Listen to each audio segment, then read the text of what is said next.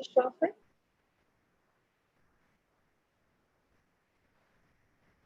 Shofit? Ma'am? Can we start? Yes, ma'am. Please switch on your video, Shofit. I'm not able to see you. So once I finish this, you can do your spotlight on. A very good morning to one and all present here on behalf of Bishop Caldwell College, Department of English. I welcome you for the 6th day of our FDP program.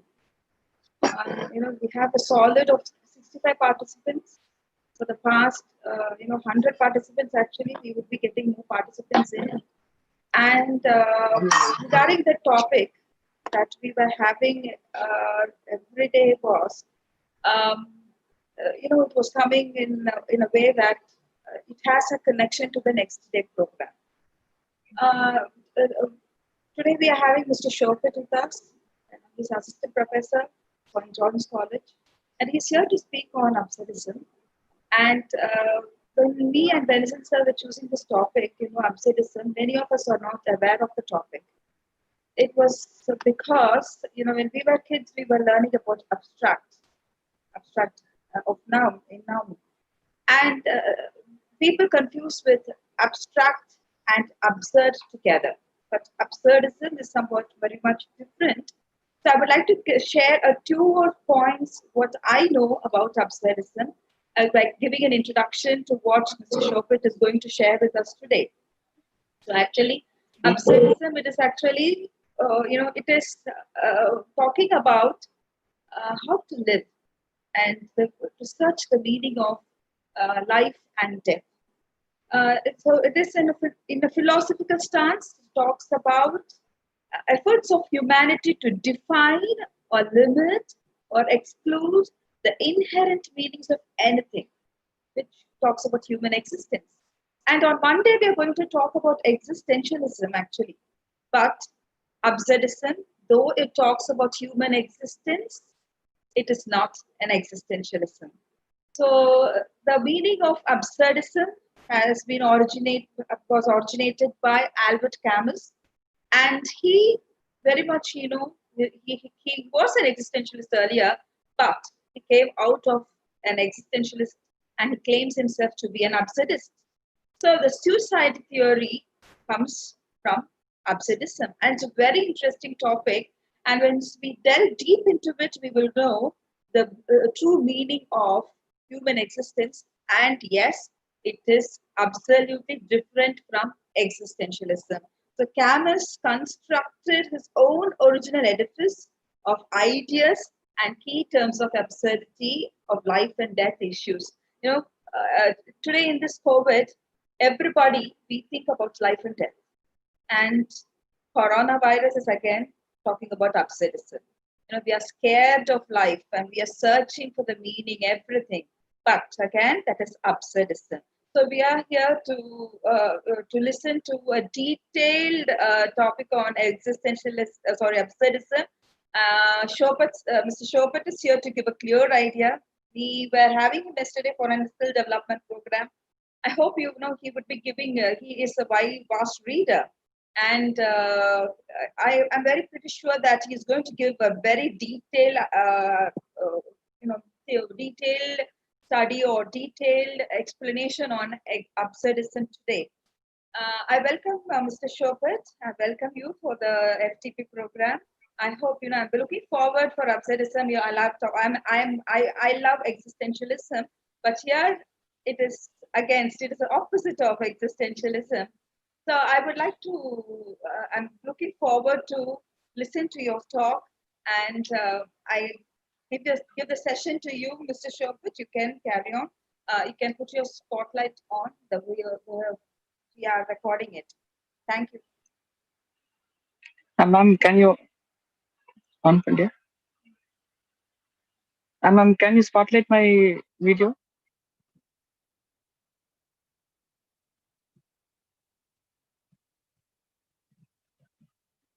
Hello, ma'am.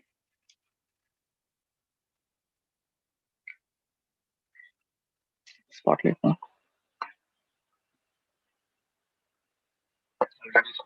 Okay, okay.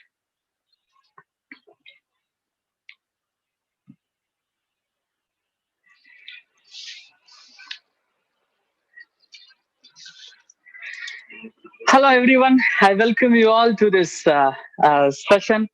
We are in a conference. I'm very happy that uh, Madam has given me an opportunity to talk with you. I thank Benison sir at this moment and also Christy ma'am at this moment for giving me a wonderful opportunity to deliberate, to present on absurdism. I hope my video is clear. I hope my audio is clear. If you're not hearing Yes, it properly, it is. okay, Clear, fine. Shobhit. Thank you, thank you. And today we are going to learn something about absurdism, and I hope that we are going to go into the details of it, and we will have a wide and wonderful idea on absurd. At the outset, I want to welcome everyone. I want to welcome the professors who are here, the university professors, and also college professors. I want to welcome everyone here. We are going to have a wonderful time today. We are going to talk on topics, and we are going to have good conversation, I hope. And I welcome you to this session. I also welcome my fellow friends, my fellow students from my college and from other colleges. Welcome to this session, to this topic, to this wonderful moment of time, wonderful study on absurdism. I believe, and we also know that today this is the moment of that we can call it as the best of times and also the worst of times. We are adhering to the words of Charles Dickens. Charles Dickens has said in his Tale of Two Cities, it is the good of times and also it is the worst of times. And we all know that this is the worst moment because it is the time that the whole world is covered with fear. The whole world is completely encroached in fear. But also this is a good time because we have redefined boring. We have redefined what is to get bored. See, you are all sitting in a seminar. We are all sitting in a seminar. We have really redefined boring, and also we have redefined learning. This is a wonderful stuff because see, we are in holidays. We are sitting at home, and the government has closed colleges. The government has closed schools. But see, we are sitting in vacation and we are listening to a theory. Come on, it's something different. Even while we are teaching theory in classes, MA classes, people will go out like anything. Can you hear me? We can hear you. Yes, thank you. Yes, sir. We will. Okay, in classes, when the theory classes go on, people will go out like anything. But this is the time we have redefined learning. Yesterday, I was talking on the mystical skills, and a student told me, is this the same guy that is coming to our classes every day? Because we You are have not audible, redefined. sir. Thank you. Please, sir, you are not audible. Am I not audible? Very much audible. Carry on. Okay. Thank you, ma'am. So this is the time we have redefined. We have redefined learning, and also we have redefined our ability to learn because we want to get into the stuff. Do you know that when Corona comes, the Zoom also has arrived? Do you know that Zoom has founded in the year 2011? For the past 9 years, Zoom is there, but now we are having webinars. If you know this in 2011, I think we would be having too many webinars and our profile biodata resume will be overflowing and the college will be out of papers. So we are sitting here and it's going to be a wonderful time. Of course, the best time cannot omit the bad time that we are in. This is an unprecedented time. The flights have been cancelled. This has never happened before. People who are outside want to come inside. People who are sitting in cities want to come to villages. This is an unprecedented time. And also we have come to a moment where we have learned what is quarantine. I think many would have went to dictionary and would have learned what is quarantine because we have learned the family structure. We have been living with the family structure for the past year or for all throughout our life. We've been running and running and running. We'll be running after money and running after job. But this is the moment we have given some peculiar time to our family. And sitting with the family is completely very difficult. Maybe learning something about the things that the wife does is little bit very difficult. Maybe many men were doing dishes and all kind of stuff. It is a good job, and also we are learning so many new stuff, washing dishes and so stuff. And also we have given a very wonderful different scenario to our face, to our culture. And this is the thing called mask. One day my wife told me, when I go out, I used to see people, what sarees they are wearing. And sometimes I used to see, my God, what a slipper. But now I'm looking at the mask and saying, oh my God, they are having a beautiful mask. So now we are having a very different scenario. We are living in a different scenario. Of course, the death toll has risen and people are dying. People are completely afraid of things happening around them. People are not willing to go out. Even, can you believe it? Amazon has stopped selling everything and they are selling groceries. Can you believe it? People, the things that you think which are important has become something like unimportant, something waste. I have never seen like this, a person who is going to a shop and he is saying, oh my God, there is an egg. No, I don't want egg, I want eggs. When they see a takali, when they see a tomato, they don't pick a tomato, they take tomatoes. They will take everything. The concentration has moved from buying dresses to buying tomatoes. Buying vegetables. People are running and marching and they were thinking, because our minds have become crazy. I think this is the moment we have come to think the things that we have thought as right or wrong, the things that we have thought as wrong is right. Our priorities have changed, our concentrations have changed. The things that we think which are important has become less important, and our heart is completely crowded with things that are very completely different. I think that this is a moment to think about our life, think about the concept of life, think about the philosophies of life. So this is a very wonderful opportunity that we have to go through the philosophies that are always that is that. And in America, they have said that the death count has crossed the First World War count. So it is more than a world war period. We have always taken in the literature arena, we have always taken and given very importance to the World War I and the World War II. But now the death toll has even raised the World War scenario. So now we are in a very different time, very different moments where we have to question everything, where we have, where our priorities have to be questioned. So this is a moment to think about to ask a very good question. What is the meaning of life? What is the very good and correct way of life? So this is a perfect moment to think about this question. In literature, there are so many theories which has defined the way of life. Aristotle says that he has said that the meaning of life is eudaimonia. Eudaimonia means happiness. The meaning of life is happiness. The quality of life is happiness. The purpose of life is happiness. If a person has to live, he has to be happy. If a person is happy, then he has achieved his life. So this is a concept that is that was foretold by Aristotle, called as eudaimonia. And this happiness mostly concentrates on living well, acting well, living well. So eudaimonia means living well. This living well concept mostly concentrates on the virtue phenomenon. Virtue of life, like good things to help others, to seek some good stuff, good virtue. So eudaimonia is a concept that concentrates mostly on the good things, living well and acting well. And there are also another concept called hedonia. Hedonia is a concept that concentrates on another thing called pleasure. Hedonia concentrates mostly on pleasure. Pleasure means enjoy your life. Go and enjoy your life, because life is very short. So you can take anything and you can enjoy. I think the picture that is beneath me will explain what is pleasure. So hedonia concentrates mostly on pleasures. Eudaimonia concentrates on happiness, and hedonia concentrates on pleasure.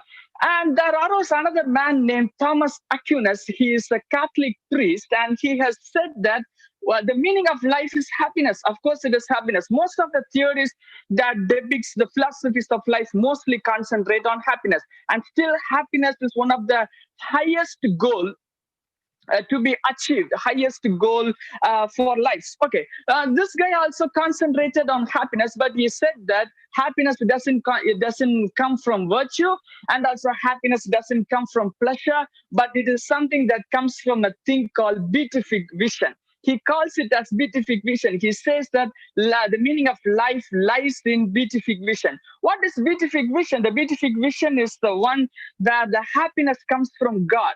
Happiness has to be extracted from God. If he says that happiness is an end point, is an end product, so there must not be any seeking, there must not be any desire after happiness. So happiness must come from God. That is his opinion. Okay, so eudaimonia, hedonia, and beatific vision. In the 20th century is mostly known for great events, great things that have happened. Technology has risen. Many industrial revolution has caused so many things to be available to so many things are available to people.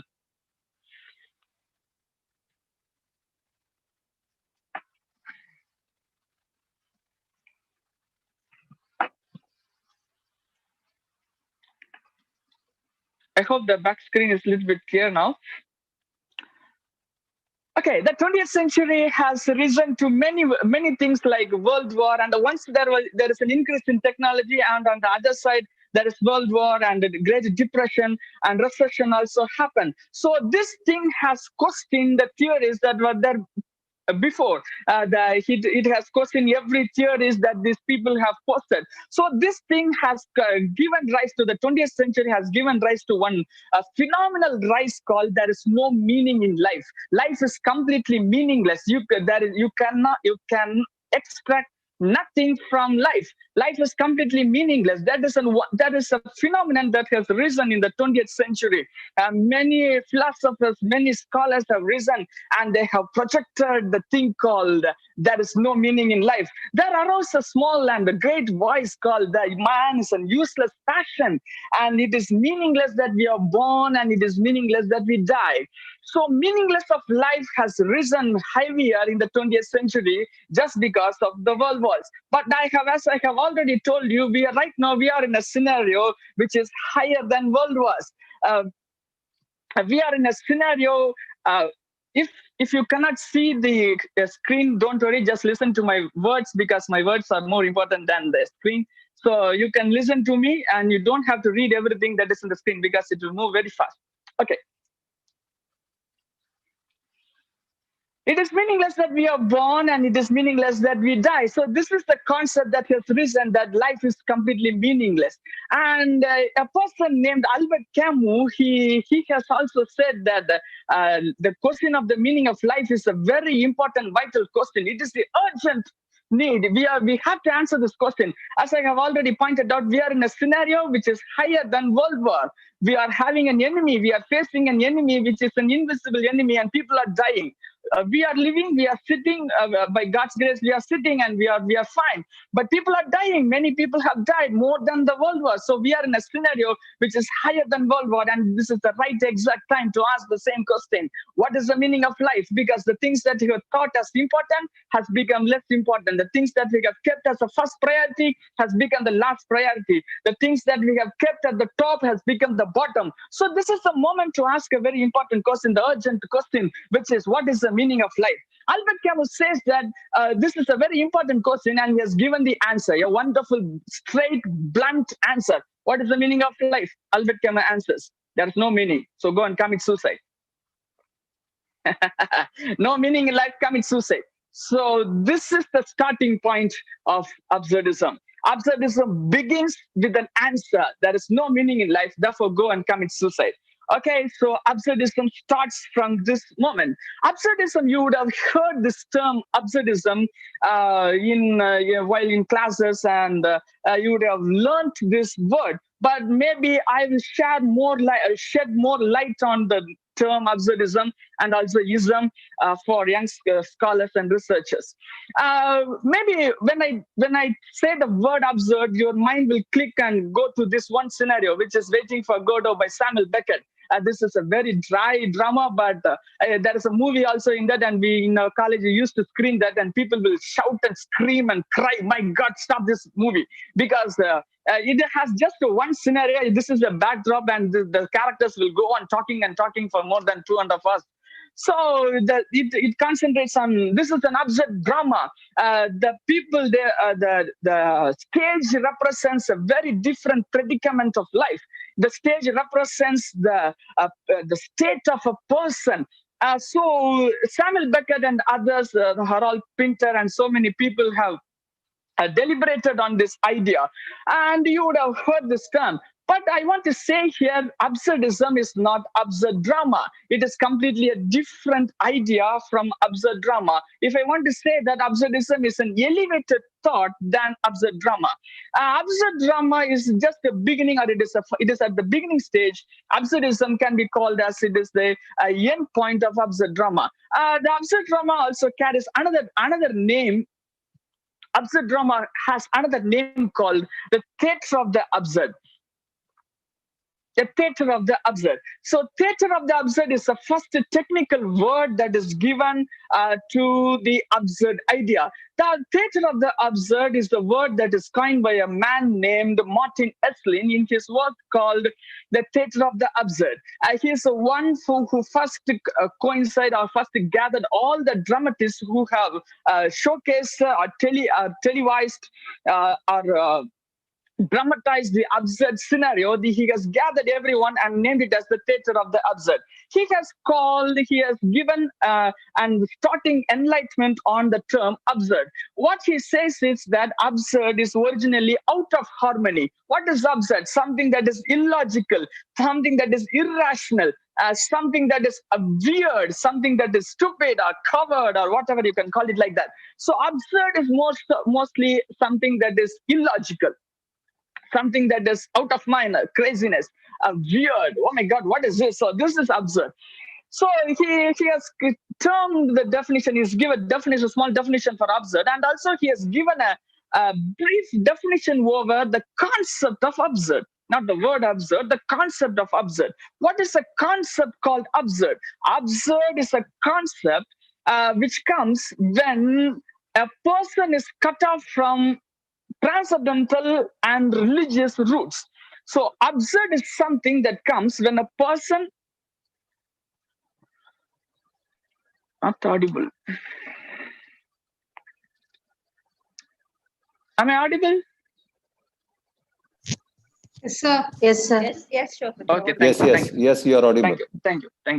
So when a person is cut off from religious roots, so mostly absurd comes. Mostly absurd arise or absurd comes when the concept called no God arise. So absurd is mostly births from a concept where which stands that there is no God. So it arises from the concept of no God. There is no God, there is no idea that is derived from God. And when that religion is cut off from a person, he is lost. So that is absurd. And Martin Esslin has said that a drama is the best place to exhibit absurdism, to exhibit absurd scenario. Drama is the best and a beautiful place to exhibit absurd.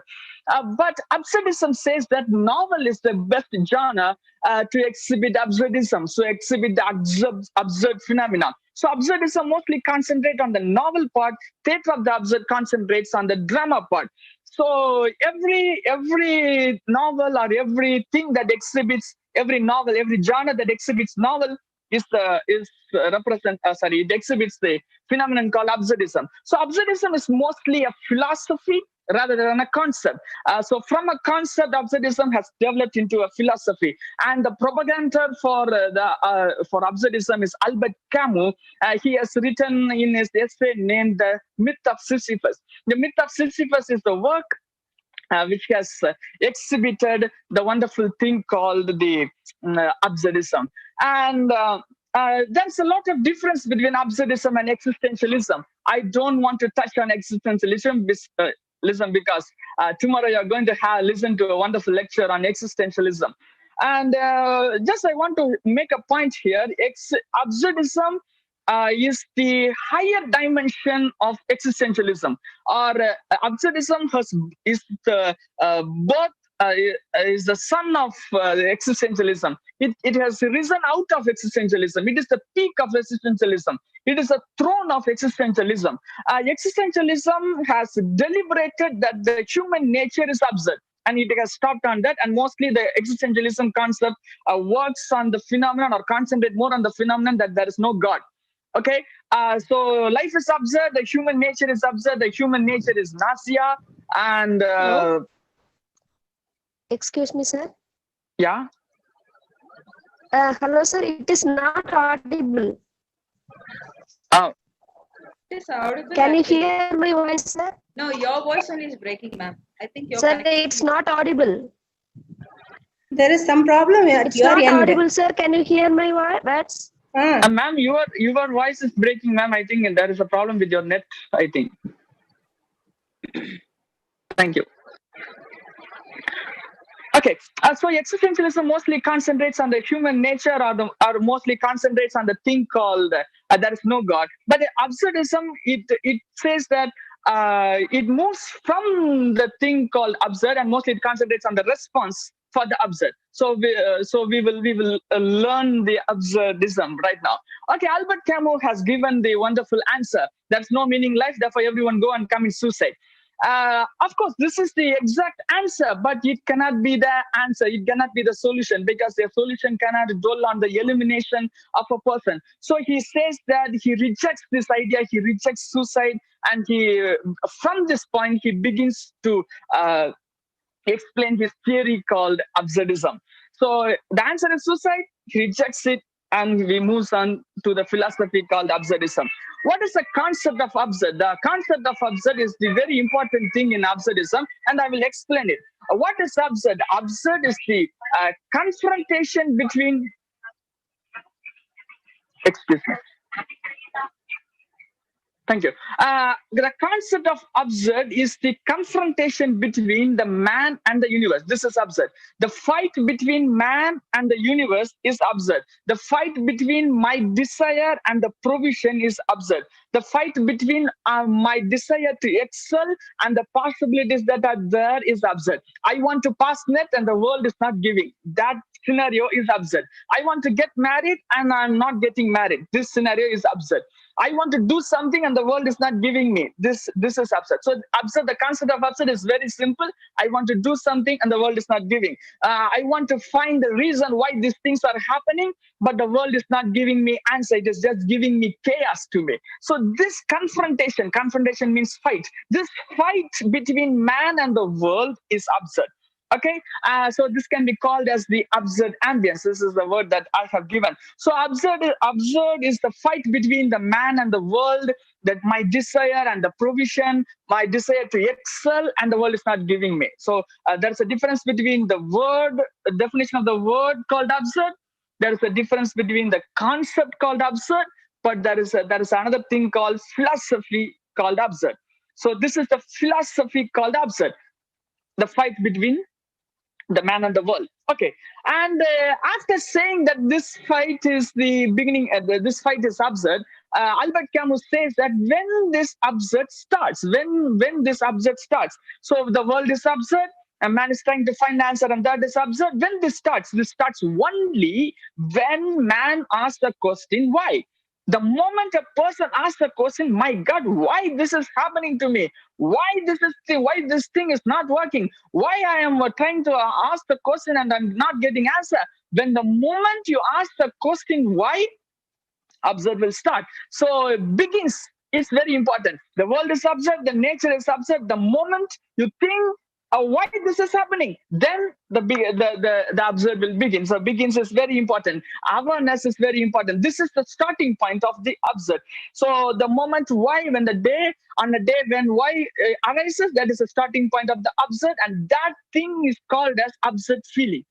Okay, absurd feeling. So that thing is called the absurd feeling. It is the starting point of the absurd, and it is also can be called as the activator of the absurd. It is the activator of the absurd. So what activates the absurd? The feeling that you have. So the world is absurd, but that is not the starting point. The things that are happening to you is not the starting point, but when the moment you ask, my God, why this is happening, then that is the starting point. But this thing is also said in existentialism, but absurdism differs from existentialism only in this scenario. According to Albert Camus, the response that one gives to absurd is very important. Not the world which is absurd is not important. Of course, it is important, but the response is more important in absurdism. What is the response that you give to the confrontation? What is the response that you give to the fight? The response is very important. There are only two options that is available for you. One thing, you can go and commit suicide. Another thing, you can go for recovery. You can go and commit suicide, or you can go for recovery. Of course, suicide is a perfect option, but no one wants to do it. So he rejects this idea. He also rejects another suicide called as philosophical suicide. He rejects another suicide called philosophical suicide. What is this philosophical suicide? Philosophical suicide is escaping the absurd. Mark my words. Philosophical suicide is escaping absurd by having hope and faith. It is called as philosophical suicide. If I want to pass net and the world is not giving me, I want to get a job and the world is not giving me, that confrontation is absurd. But if I think that one day I will pass net, one day I will get a job, that is called as hope. If you have that hope, it is called as philosophical suicide. Okay? So you have escaped from absurd. You have escaped from the realm called the world of absurd. And also he adds more idea to philosophical suicide. Escaping through God, escaping through the belief in heaven, escaping through the belief of afterlife. If you believe after I die, I will go and live in heaven wonderfully forever and forever. If you think that, you have just escaped from absurd. You have committed philosophical suicide. He calls these things as escape routes, and he completely rejects it. So he rejects suicide, and also he rejects philosophical suicide. If you have hope, it is committing philosophical suicide. Then he goes on to explain the recovery. Then what can be the recovery? He gives a very beautiful recovery system. What is the recovery? Living is you have to keep your absurd alive. You have to keep the absurd alive. What that means, you have to keep the world of absurd alive. You have to keep the confrontation alive. You have to keep the fight between the man and the world alive. So what is absurd? What is the meaning of life? The meaning of life is keeping the absurd alive. You have to keep the confrontation alive. If you lose the confrontation, you will lose, eventually you will lose the life. So what does mean in our scenario? How to live in the world where corona is there? Live with the corona. Live with the corona. So live with the absurd.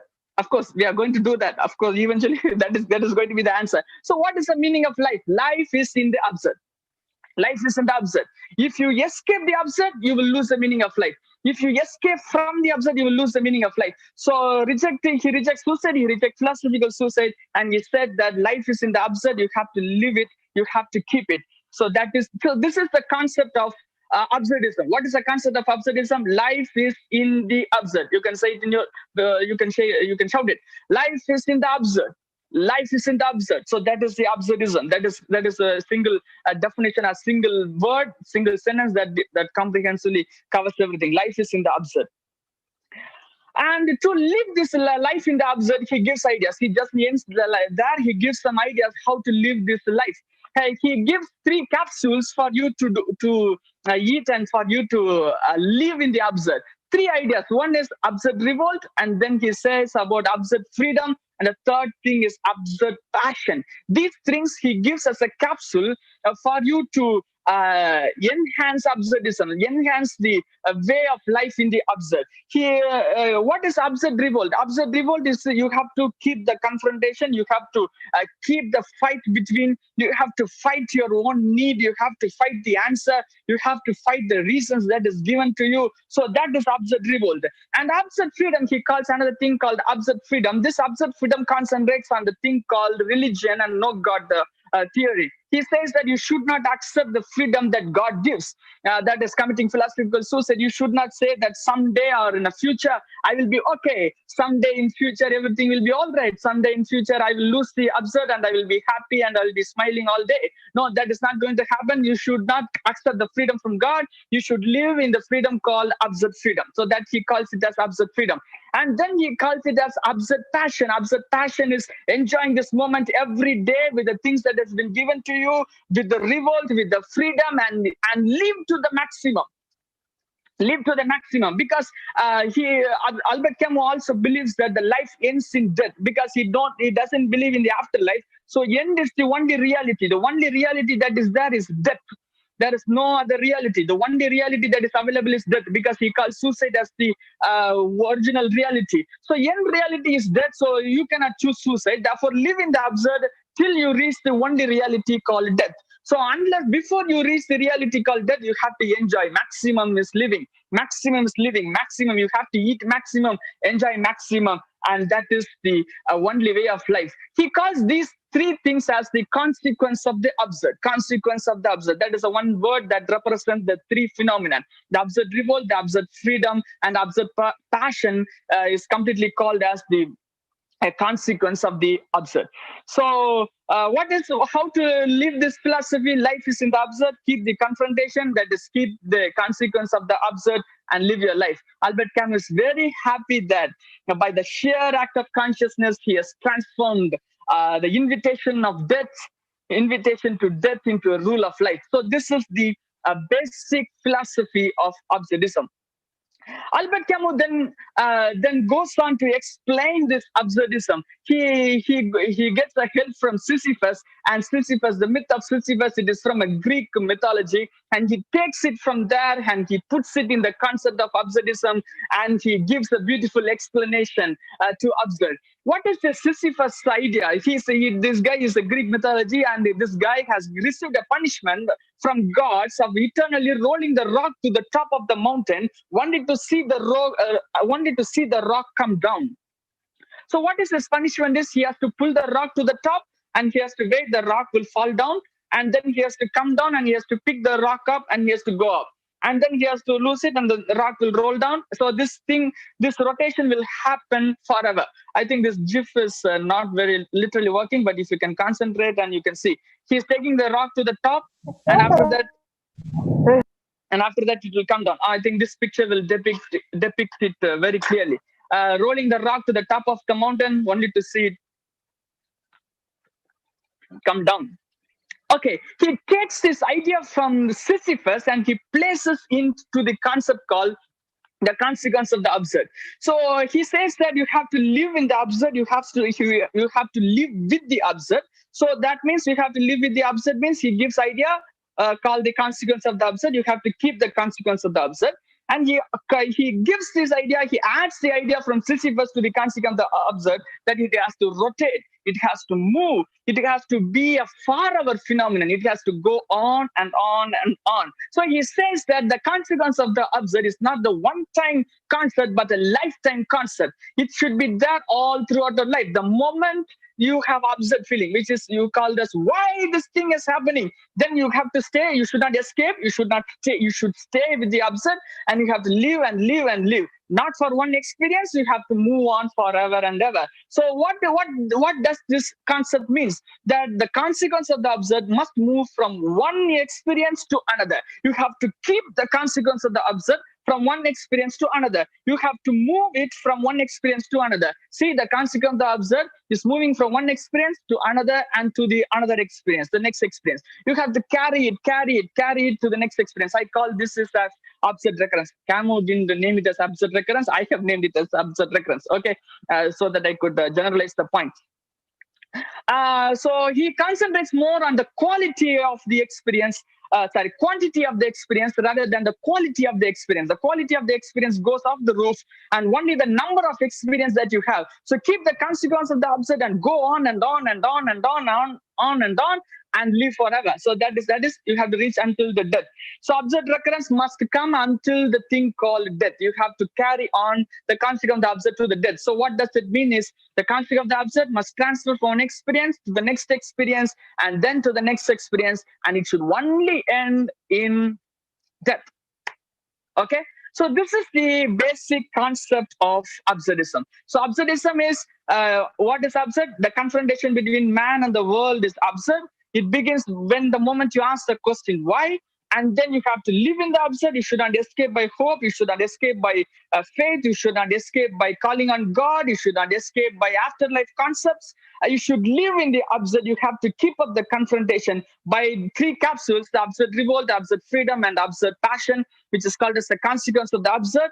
And you have to move this consequence of the absurd from one experience to another and then to the another, and you have to keep it till death.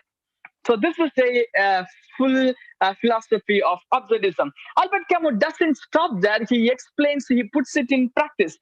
He has written a novel, of course, novel, because absurdism deals with novels. He has written a novel named The Outsider. It is also called A Stranger.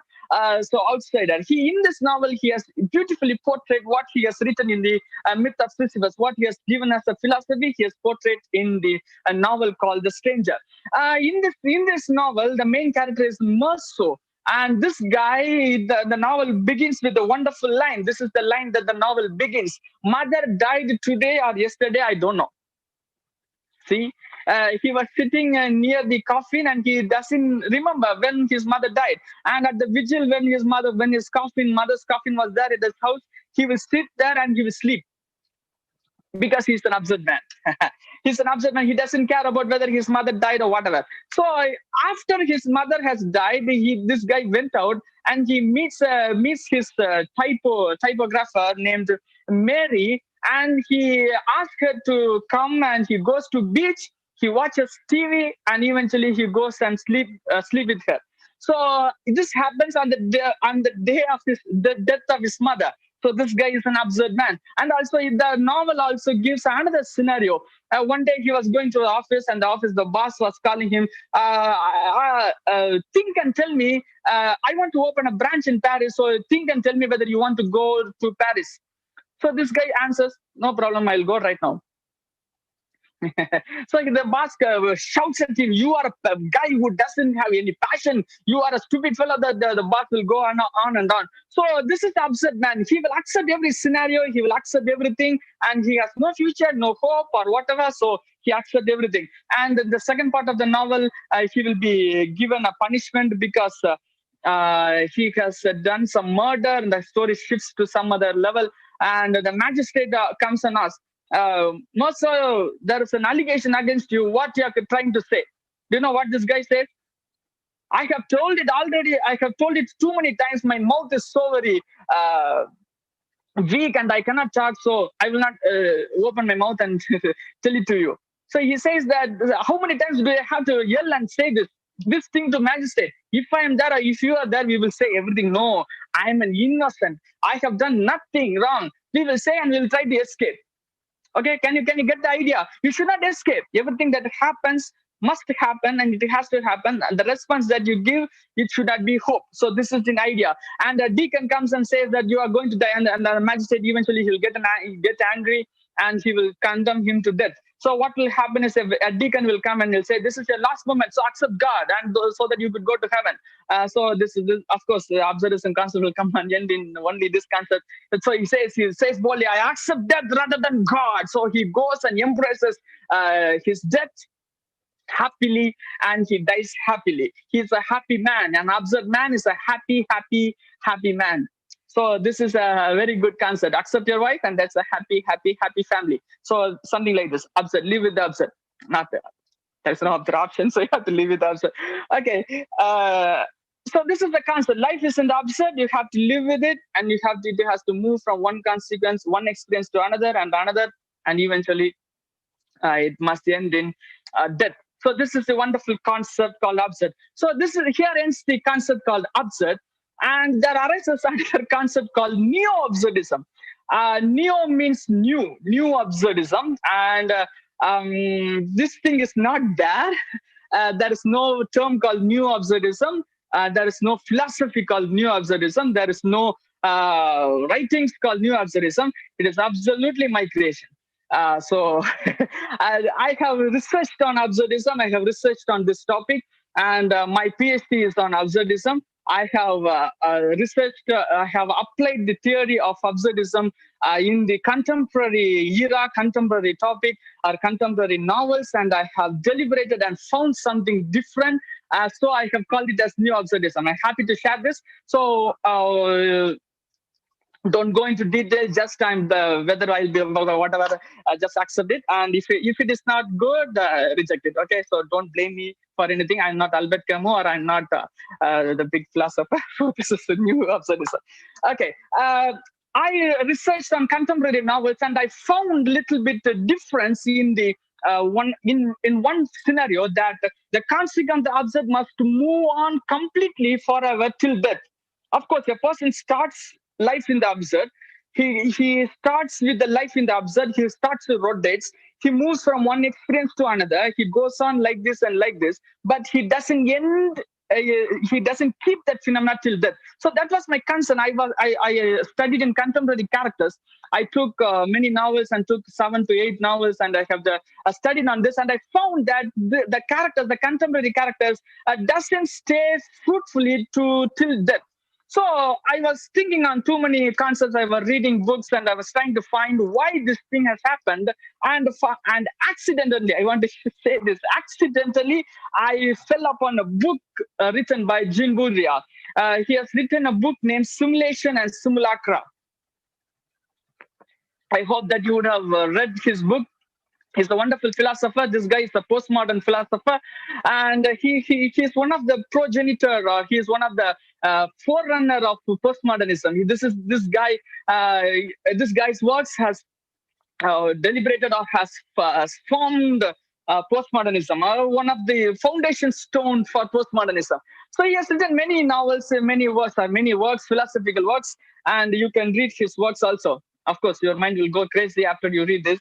Okay. I has given a different scenario to in Simulation and Simulacra. This is the work that I have taken, and I will deliberate. I will talk on this. Simulation and Simulacra, he has given a different scenario to reality. Okay, he has given a different scenario to reality. Just keep the concept at one part of your brain and just listen to this, and so that we could take the absurdism later and we can map it. Okay, so this philosopher has given a different scenario to reality. What he says is nothing is real, everything is simulacrum. This is the starting and the beginning point of this concept. Nothing is real. Everything that you see is unreal. Everything you see is not real. Everything is simulacrum. Say that word, simulacrum. Okay, simulacrum means like hologram. I will explain it later. It is like simulation. So it is not like, it looks like real, but not really. Nothing is real. He even says that even what I am, I don't know. I am a simulacrum of myself. Even the real I, what I call it as myself, is not real. What you are looking at me, but I'm not real. I'm here, but I'm not real. You are seeing a hologram of me. Of course, I'm standing before you. You're looking at me, but I'm not me. So, okay, what I am, I don't know. I am a simulacrum of myself. He begins this philosophy by referring to a wonderful tale called Borges' fairy tale. I will explain this concept. Just listen patiently if it is possible. He says that he begins it with Borges' fairy tale. And in this fairy tale, the cartographers has drawn a map, has drawn a very big map exactly to the size of the empire. So the first picture is the real empire. The second picture is the map. Okay, they have drawn exactly the size of the empire. When the empire started to go down, when the empire started to shrink, the map also has started to shrink, and the remains have seen outside, because the empire will start to shrink, and another person will take the other parts. But the map, the real map, the outside will be seen visible on the other. Okay, so the empire, and someone has drawn a map exactly to the size of the empire. So one is real and the one is copy. And he says that, and Baudrillard says that the territory no longer precedes the map. It is the map which precedes the territory. So what that means is, whenever a copy is made for the copy is no longer the copy of the real, but the copy is higher than the real. I will say it again. Whenever a real has a copy, the copy actually first perfectly depicts the real, and after some time, the copy takes upper hand and it precedes the real. It dictates the real. The copy starts to dictate the real. Actually, the real has to dictate the copy, but the copy starts to dictate the real. It's oversee the real. So this is the concept. The territory no longer precedes the map precedes the territory. He goes on to say that the copy is no longer the double, no longer the mirror, no longer the imaginary, and also the real loses to be the real. Okay, so it is talking vice versa. The copy is no longer the copy is no longer the copy, and the real is no longer the real, because the copy has taken its upper hand and the real also has taken upper hand. So what has really happened is, you cannot find what is real, you cannot find what is copy. So what has happened is, the demarcation between the real and copy is destroyed. So what happens is, the real and copy loses its trait and it becomes one. You cannot find which one is real, you cannot find which one is false. So this thing is called as hyperreal. Okay, this thing is called hyperreal. Now let me explain. This is given by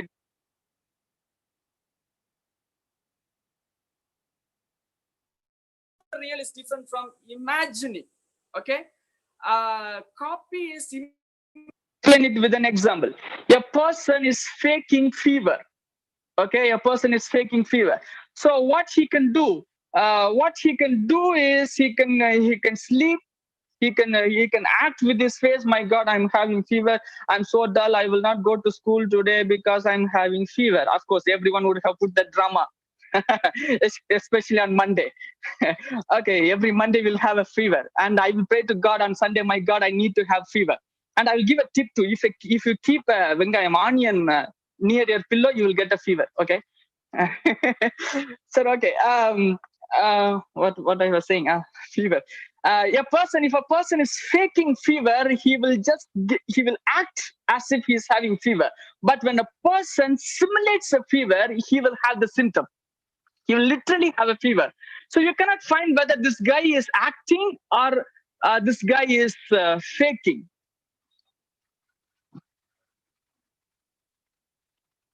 Okay, so that is hyperreal. Hyperreal is the substitution, the signs of the real with the real. So a person is faking fever. If a person is faking fever, he will just only act. But when a person simulates fever, he will develop symptoms. So he says that an army cannot find a simulator because it looks like real. Of course, it is copy, but it looks more real than the real. What is hyperreal? Hyperreal is more real than the real. You cannot find what is real. So this is the concept of hyperreal. There is no distinction between mirror and appearance. There is no distinction between true and false. There is no distinction between the right and wrong, because it goes beyond the idea of true and false. It goes beyond the concept of real and unreal. It goes beyond the concept of real and imaginary, because there is no distinction between real and imaginary. It is hyperreal. This process of creating hyperreal is called a simulation. It's called a simulation. The product that you get out of simulation is simulacrum. I hope you got my point.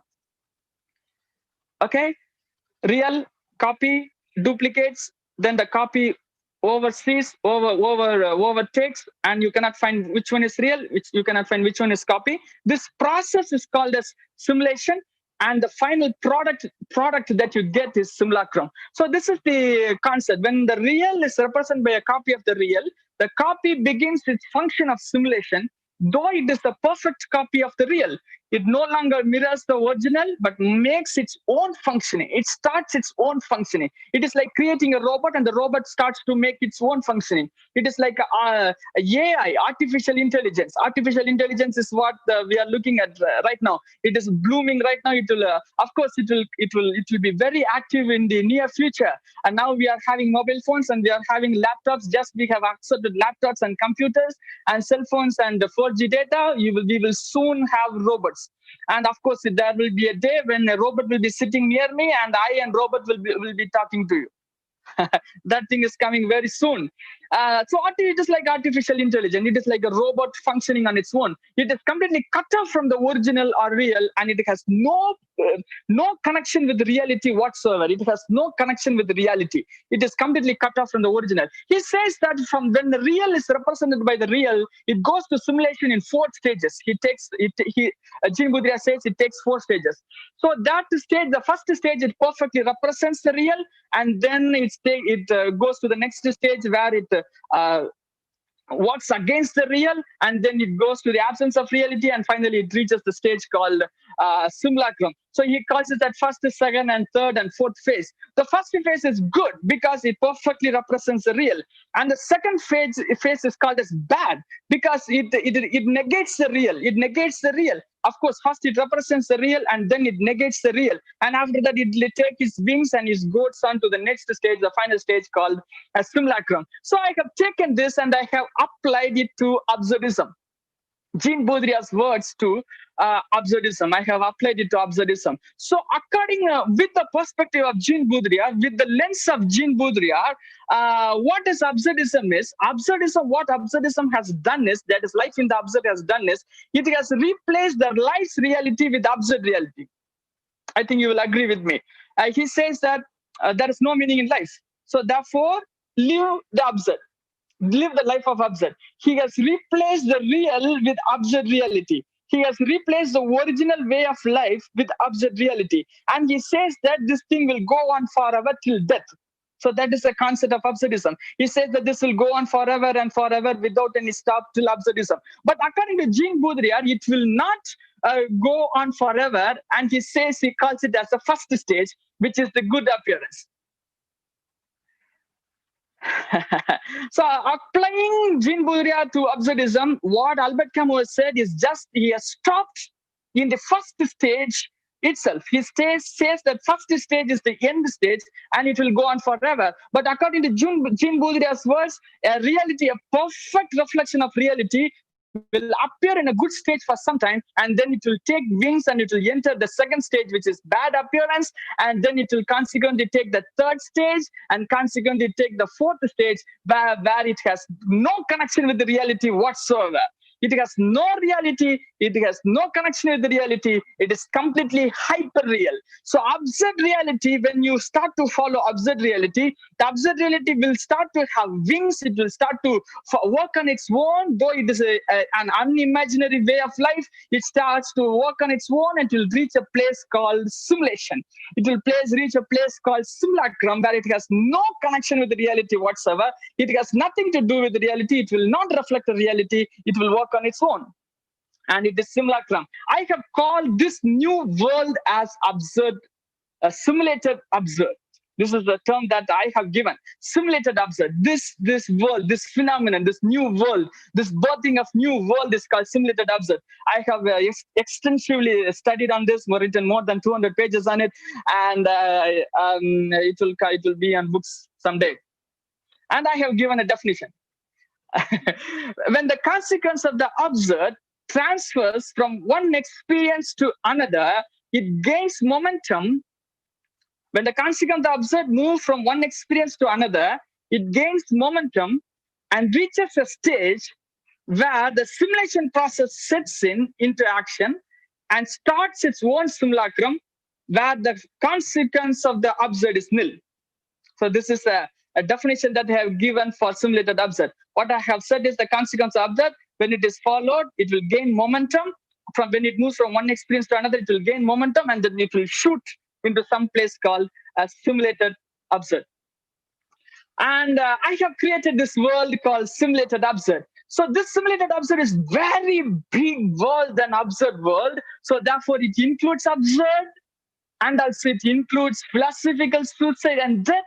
I have studied in my research on death, because death is a simulation. Death is not real. It is a simulation.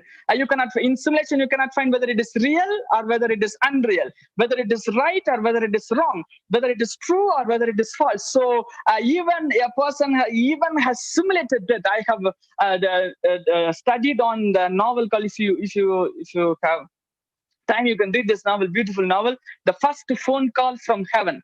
The First Phone Call from Heaven, written by Mitch Albom. I have studied on that because it is a perfect place where death and simulation is studied. In this novel, a simulator, a technology has overtaken a death, because every people in a city will receive phone call from heaven.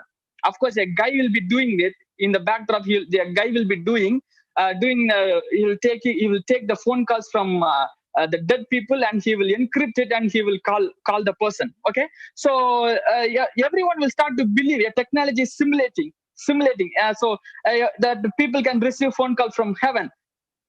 So everyone will be thinking that the death can be simulated. One day he will find that death it is a fake, but his wife will get a real phone call from heaven. So death can also be called as a simulation, and philosophical suicide can also be called as a simulation.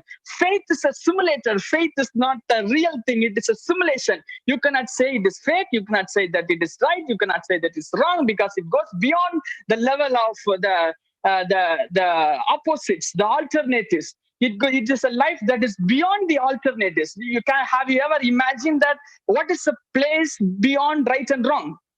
What is a place beyond true and false? What is a position that you can take beyond true and false? We always stay in good, or we always stay in bad. What is a position that is not good and bad? If you have listened yesterday, you would answer right now. Okay, what is the state between true and false? There is no state. Okay, so everything is a simulation. Faith is a simulator, and I have even studied on afterlife concept. The afterlife concept is also a simulation. So what I have done is I have followed the no God theory. I have followed the no God theory and ended up in God. I have literally followed the no God theory, followed all its abstractions, all its regulations, all its procedures, and finally I found God in a no God theory. I have found God in absurdism. Can you believe it? Even I can't believe it. Okay, simulation results in new life, new way of life. Simulation births new way of life. So at this moment of time, we are in Corona. We are living with Corona. We are facing a lot of troubles. Of course, the world is diminishing. People have started to question everything that is thrown at them. Every philosophical questioning, every philosophical reasoning is being questioned. People are very agitated. There are unemployment crisis is there. People are very much perplexed. They don't know what they are doing, what is right, because even we have seen people moving from Tamil Nadu to Hyderabad, they were moving to their states, and they were walking. Even people were ready to walk. They were not given e-pass, and people, a lady yesterday in the paper, a lady was carrying a child and she started to walk. Can you believe it? They are walking for thousands of kilometers. It is unimaginable right now. Unemployment crisis is very high, and even where people are not receiving salaries, every company has slashed the salary, and money is a very big problem right now. People cannot earn anything. So we are in a very peculiar day, and to inform you, people are waiting for a great depression. A recession is coming up. IT field is breaking up. America is breaking up, and IT field is coming up. People are coming up. People are thrown out of engineers. People are thrown out from companies, and we are in a very difficult time. So the idea that can be given is live in the simulated absurd, where you can live in a place where there is no true and false, where you can enjoy a life which has so very peace. Of course, it starts from absurdism. Of course, it starts from life in the absurd, and you'll have exactly a beautiful place where you can enjoy being yourself, enjoy being life, enjoy being a mystic, as to call it. So you can have a wonderful life. Don't look at the things that is happening. Don't concentrate on the things that are happening. Everything will be all right. You will get something. You will be all right. You will have a wonderful life. And thanks for having patience listening. Thanks for your patience listening. I'm really happy that I have presented it. And thanks for giving me an opportunity to talk on this topic. And I thank Benison sir and Christy ma'am for giving me this topic and giving this opportunity to talk in this ISM conference for young scholars. Thank you so much. Thank you, Mr. Shobhat. Thanks for your enlightening lecture. Thank you so much. So many have asked for the PPT because a few of our friends have been following up in their mobile phone. Mr. Shobhat, can you hear me? Yes, sir. Yes, sir. I can hear you, sir. So many have asked for the PPT, and you yourself. I'm very sorry that I cannot share my PPT because I'm waiting for. Wait a minute. Can you convert your PPT into PDF? Yes, sir. But I'm waiting for my wife. I will present it there. So I think that I will share it in later stages, sir. Later, I don't think that it is possible. All the friends here are waiting. Absurdism again. Yes, sir. Right, somebody is asking you some question. Yes. Hello, I want to know about the Eudaimonia that I missed. Yeah, Eudaimonia. Eudaimonia is living well. Eudaimonia concept. You use 3 terms, Eudaimonia and another 2 terms also. Madam, can you introduce yourself first and then continue? Yes, I am Antara Shah, Assistant Professor of DNC College, Aurangabad. And I want to know that 3 terms he has used. One is Eudaimonia and another 2 I can't remember. If you explain 3. Okay. Eudaimonia and another one is hedonia. Hedonia means it concentrates on pleasure. Eudaimonia concentrates on happiness. Hedonia. And the third one is beatific vision. Beatific Vision by Thomas Aquinas. He has written a very large book. It goes on to 1,500 pages. Beatific Vision. The Beatific Vision concentrates on God. Hedonia concentrates on pleasure. And Eudaimonia concentrates on happiness. Oh, thank you very much. Thank you, ma'am. Thank you, ma'am. But I have a question. Yeah. Absurdism is very much different from existentialism. It's a slight difference. But, here Camus tells that, talking about the presence and absence of life, and we are not supposed to judge life. So is he talking about fate as... No, he calls fate as leap of faith. He will not endure faith, and then that comes close to existentialism, right? Because of course, absurdism has come out of existentialism. It has given correction to existentialism. But it is not completely. But Camus is very much against existentialism. So that there must be a fine line between existentialism and absurdism. Mostly, Albert Camus calls himself as realist. He won't call himself as. Again, existentialism is existentialists are realists. That's what he calls himself as realist, but his philosophy is something called as absurdism. It is because Camus against science and technology. Existentialism talks about science. So there must be something that runs along, a different sector must be. I hope. Okay. Albert Camus and Jean-Paul Sartre are very good friends, and he has given a critical analysis on Jean-Paul Sartre's nausea. And they are very good friends, and they debate and they fight and they do all kind of stuff. And Albert Camus has given a correction on Sartre's idea, because Sartre has only said that absurd feeling is nausea. So he stops there. Camus feels that he stops there. So he takes it from there and he delivers it to be a philosophy. He formulates it into a philosophy. but he calls himself as a realist. I think Albert Camus doesn't know that he has created absurdism.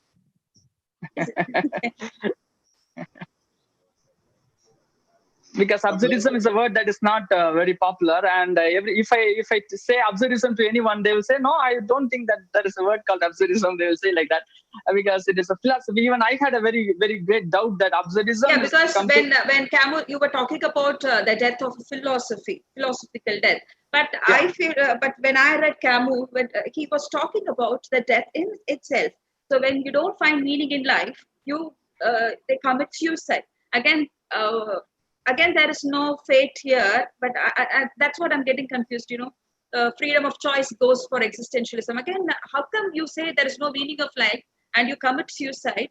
This existentialism has some touch over here in absurdism. So I want. That's the reason I was asking you. Can you repeat it? When Camus has said, no, people judge life is not worth living. Okay. Okay. And the outcome of it is suicide. Yeah. So again, here it comes freedom of choice, which is again existentialism.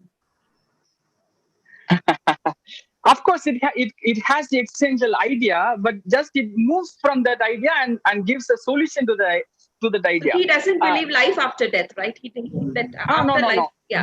Both doesn't believe life after death. Even existentialism doesn't believe life after death, and also Albert Camus. They stay strong in that grounds, but they differ from it is like a same tree having two branches. Okay. Yeah. Thank you. Any other people who want to pay? I'll be posting the. Hello, Dr. Rajan Lal. What happened to you? You're seen with the mask. Dr. Rajan? It's a reflection of absurdity. Rajan is there. No, right. Oh, right. This is okay. Sir, welcome, sir.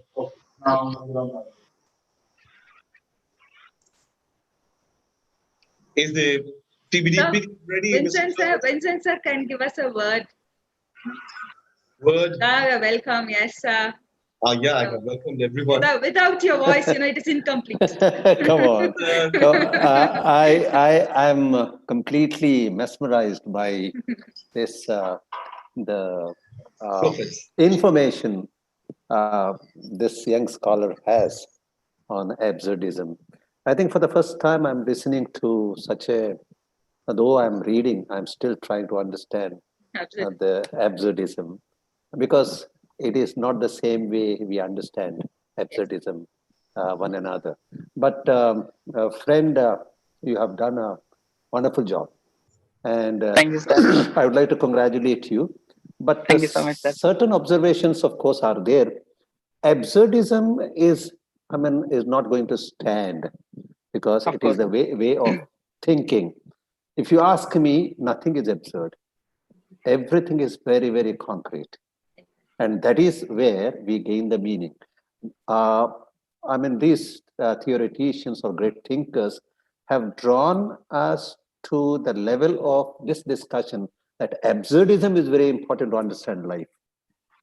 Okay, but I see the positive side of it. First, try to understand life. Then absurdism will have its own meaning. But anyway, you have been threadbare in giving all subtly. You have gone to the subtlety of absurdism. I'd like to congratulate you. And since I don't think anybody is from Mangalore University, am I right, Christy? Yes, sir. Nobody, no participants from Mangalore University. I'd like to tell you one thing. I would like to congratulate the young scholars from your side. Here, we don't find this depth in criticism in our young scholars. And that is what is lacking here. I would like to introduce this kind of scholars to our youngsters here. Very soon, maybe I'm thinking of having this kind of webinar. And I hope Christy and Venison, you will be the co-hosts, so that you can attract the scholars. Listeners, of course, we have, but the scholars, those who can speak authoritatively, are very less we find here. So congratulations to you, young boy. I missed out your name. Mr. Yeah, Shofet Peter. Mr. Congratulations. Thank you, to sir. Thank you so much, sir. Yes, Mr. keep it Shobhat, up. Keep it up. Keep it up. Thank you so Mr. much, sir, This for is the encouragement. This is Dr. Vincent Caldwell. He is the principal of a very big college in. Sitting on the same chair like this. Very, You have been doing a wonderful job. we have All the done best. programs together. Thank you. Thank you very much. Okay. Thank Thank you. you, sir. Yes. And my connection with you people is through Dr. Benison. He took me. Of course, I contacted him for my personal reason, but he pulled me to Thoothukudi, and a couple of times I was there, and I remember sitting at the footpath and eating idlis. Pencil sir will always do that. Anyway, yeah, let's not deviate. Thank you very much. Thank you. Thank you so much, sir. Yes, Thank you. yes. Christy, you can conclude now. Yes, sir. So I thank the participants and most importantly, Mr. Shofit. He has done a great job. He has given a detailed study on absurdism. Thank you, Shofit, sir. Thank you. And I wish you would be coming once again for our seminar. Thank you so much. And also I thank Benison sir for organizing such a nice webinar. I also thank Dr. Vincent sir. He has been with us for the past 6 days, out of his tight schedule. You've been here, sir. Thank you. Thank you for your motivation, Thank you, sir. And also I thank all the participants for being with us. When I was yesterday, I was noting down the attendance. Many people, have attended from past 6 days. But thank you so much, because without you, nothing is possible. Thank you. We must also mention a thing here, because on all the 6 days, a few people have given their attendance. That Yes, it sir. shows their interest in learning new things. Yes. Thank you. We must thank them for their very special presence. Thank you, sir. Thank you so much. So I have been the feedback and assessment. Please do have it. Any other doubt, you can ask me. Thank you, Benison sir. Welcome. Thank you, Vincent sir. On Monday, we will be having our FDP on Monday, not on Sunday, please. On Monday. Vincent sir, it's not audible. Tomorrow we don't have the session? No, Yes. sir. On So Monday. holiday. Yes. Monday. Monday. Okay. Right. Yes. Thank you. Thanks. Yes. Thank you so much. Thank you, sir. Thank you so much, sir. No one wants to leave the session. Yes, sir. They're doing their assessment and feedback. Okay. Let me say good.